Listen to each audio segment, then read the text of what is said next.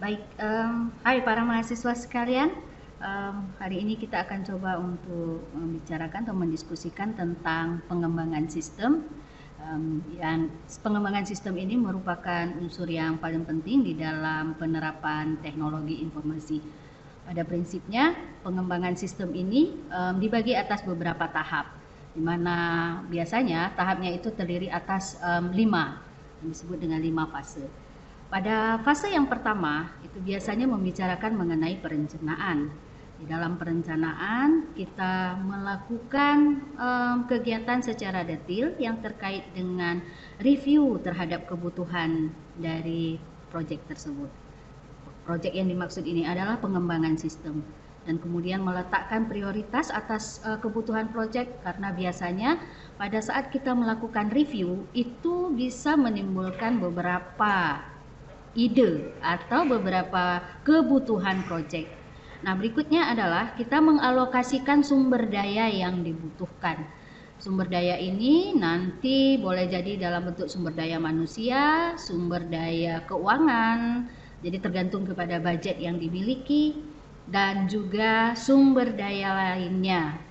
Nah, berikutnya adalah kita juga melakukan identifikasi terhadap tim yang akan digunakan dalam pengembangan proyek ini, karena tim ini nanti akan menentukan kesuksesan dari pelaksanaan sistem tersebut.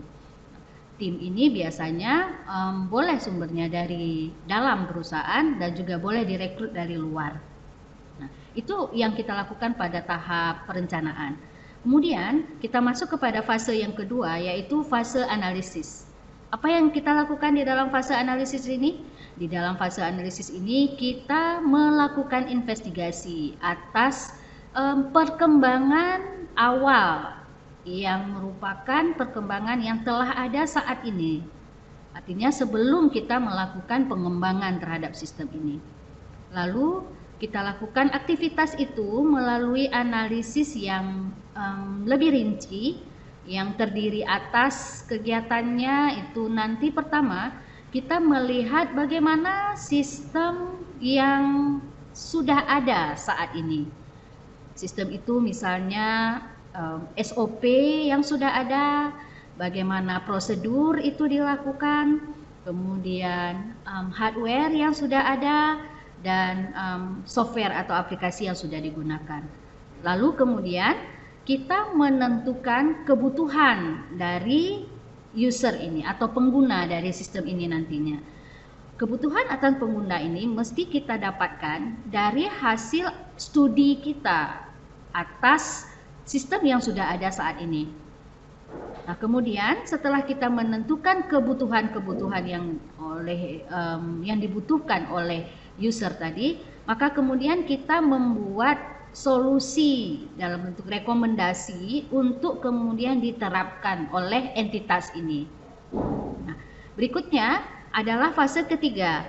Ini adalah fase yang agak teknis sifatnya, karena di dalam fase ini kita melakukan perancangan terhadap sistem yang dimaksud. Nah, di dalam tahap perancangan ini biasanya kita menentukan kebutuhan atas hardware dan software bila dibutuhkan. Mengapa demikian? Karena pada prinsipnya nanti berdasarkan analisis sebelumnya, kita akan mendapati bahwa ternyata mungkin entitasnya itu hanya membutuhkan hardware saja atau sebaliknya, yaitu software saja. Maka kebutuhan itu didasarkan atas fase sebelumnya. Nah, berikutnya kita akan melakukan pengembangan secara detail dari sistem tersebut. Pengembangan secara detail ini adalah hal yang sifatnya sangat teknis kalau dia menyangkut dengan pengembangan software. Nah, masuk pada fase yang keempat, yaitu fase implementasi atau pelaksanaan. Apa yang kita lakukan di sini? Mungkin para mahasiswa sekalian menyadari bahwa dalam tahap ini adalah kerja nyata yang harus diwujudkan. Biasanya itu dilakukan terhadap pengembangan program yang didasarkan atas perancangan yang sudah dilakukan pada fase ketiga, kemudian melakukan install atau memasukkan program-program tertentu pada aplikasi atau hardware yang telah ditentukan. Dan biasanya tidak lupa dilakukan pengujian terhadap sistem yang baru. Nah, dalam pengujian sistem yang baru ini untuk memastikan bahwa sistem ini nantinya bisa berjalan. Dan pada tahap implementasi ini yang harus difahami adalah yang tidak bisa lupa untuk kita lakukan adalah memberikan pelatihan kepada user. Pelatihan ini dilakukan untuk memastikan bahwa user itu akan mendapatkan pemahaman yang mendalam mengenai bagaimana melaksanakan aplikasi atau sistem yang baru ini. Itu boleh dengan mengenalkan SOP yang baru atau prosedur-prosedur yang harus dijalankan.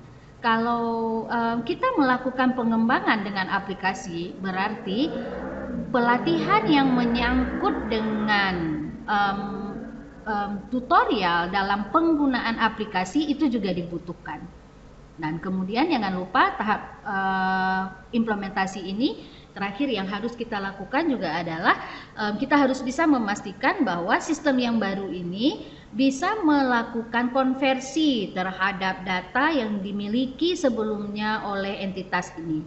Artinya semua laporan, semua data pada periode sebelum implementasi dari sistem yang baru ini dilakukan, maka data tersebut harus bisa dikonversi ke sistem yang baru. Nah, kita sampai kepada tahap yang terakhir atau fase yang terakhir, yaitu dukungan. Dalam fase ini yang kita lakukan adalah kita melakukan review secara menyeluruh untuk memastikan bahwa sistem yang kita implementasikan itu telah berjalan. Maka kita akan mereview hal-hal yang menyangkut dengan identifikasi terhadap apakah terjadi error atas aplikasi tersebut. Kalau memang itu terjadi, kita harus mencari jalan keluar atas error tersebut. Dan error ini harus bisa dipastikan tidak akan berulang pada periode berikutnya. Dan yang terakhir sekali adalah kita juga melakukan monitoring dan memberikan kepastian serta melakukan pengamatan terhadap kinerja dari sistem tersebut. Nah, itu adalah pengembangan sistem secara keseluruhan. Nah, bila kita melihat aktivitas yang demikian besar yang terkait dengan siklus pengembangan sistem ini, maka mesti membutuhkan banyak pihak yang akan terlibat dalam pengembangan sistem ini. Siapa aja yang berpartisipasi terhadap pengembangan sistem ini? Pada umumnya itu dibagi atas dua, yaitu pihak internal dan pihak eksternal. Menyangkut dengan pihak internal, maka kita bisa sebutkan pihak yang berpartisipasi itu pasti di dalamnya adalah manajemen. Manajemen itu di dalamnya termasuk karyawan dan steering committee yang ada di dalam entitas tersebut. Dan jangan lupa pula bahwa kita harus bekerja sama dengan pihak luar. Dalam pihak luar ini, maka salah satunya misalnya adalah vendor. Vendor ini dibutuhkan pada saat kita menentukan bahwa implementasi kita membutuhkan hardware dan software dalam pengembangannya. Dan oleh sebab itu, vendor ini akan menentukan jenis dari hardware dan software yang akan kita gunakan. Selain itu, kita tidak lupa juga melibatkan user. Dalam hal ini adalah karyawan. Namun user ini nanti bisa juga sifatnya adalah pihak eksternal. Misalnya saja customer. Bila aplikasi atau sistem yang dikembangkan ini kemudian digunakan oleh customer, maka kita perlu melibatkan customer sebagai misalnya saja responden dalam menentukan kelemahan dari sistem sebelumnya. Nah, selebihnya dari itu, pihak yang terlibat lainnya adalah bila SDM atau sumber daya manusia yang ada di dalam entitas kita tidak bisa melaksanakan kegiatan ini, maka kita harus memastikan bahwa pihak ini kita harus hadirkan dari luar. Misalnya saja network engineer, kemudian webmaster, dan programmer atas aplikasi dan sistem. Nah, partisipan ini atau orang-orang ini bila orang yang memiliki keahlian ini tidak ada orangnya di dalam entitas kita, maka kita harus menghadirkan pihak ini dari luar. Nah, ini adalah sekian banyak orang yang akan terlibat di dalam pengembangan sistem. Nah, berikutnya adalah yang sangat juga menentukan kesuksesan atas semua siklus ini bisa berjalan dengan baik itu adalah aplikasi yang akan sangat membantu. Dari aplikasi ini itu banyak sebenarnya aplikasi yang bisa kita dapatkan. Apa aja misalnya?